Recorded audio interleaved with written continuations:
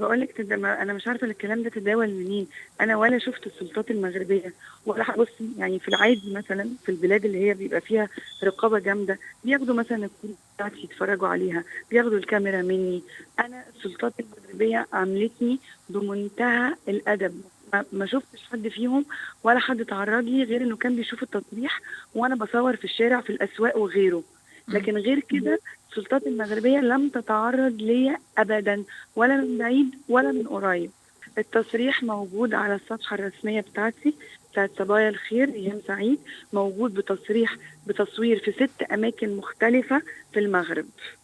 مش في جزء من الزيارة عشان اللقاء، لكن هو أنا هصور في 6 أماكن 6 بلدان مختلفين في المغرب مع سعد المجرد، هاخده من ايده والففه بقى على البلاد كلها.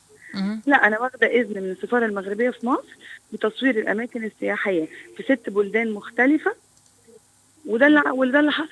اجي من مصر، انا ليا جمهور في المغرب ملايين بتحبني، ملايين بتعشق البرنامج وبتعشق ايام سعيد.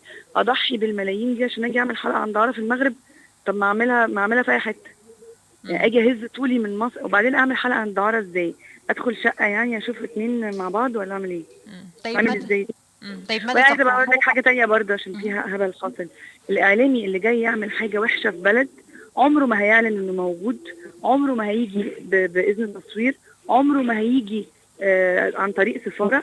انا لو عايزه اعمل حاجه وحشه عن البلد، وانا جيت مرتين قبل كده على فكره، انا لو عايزه اعمل حاجه وحشه عن البلد انا هاجي مش هعلن ان انا موجوده، وهجيب كاميرا 5 دي مش بروفيشنال، وهاجي في منتهى الكتمان اعمل اللي انا عايزاه وامشي بكاميرا موبايل. عايزه اقول لك ولا حاجه، بصور عادي خالص. عملت حلقه قويه جدا عن المغرب، مش اي اساس من الصحه من اللي اتقال ده. ميرسي جدا جدا جدا على استضافتكم ليا، ميرسي جدا على ترحابكم ليا، لان انا كنت بحبكم بس لما جيت المغرب حبيتكم اكتر، ومبسوطه جدا جدا جدا بهذا البلد النظيف الجميل المنظم اللي بيرحب بكل الناس، اللي بيحب المصريين جدا.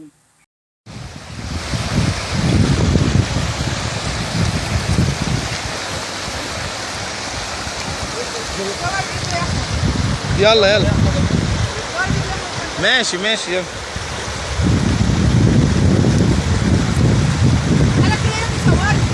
حاضر يا استاذه، والله تعالى كده يا ابو علي.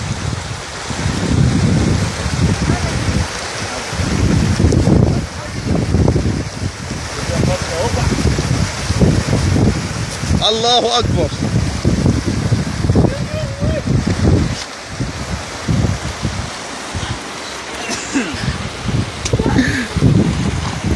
الكوتشي اتبل يا جدعان والبنطلون. احنا في الجنة، المغرب دي جنة. ما تنسوش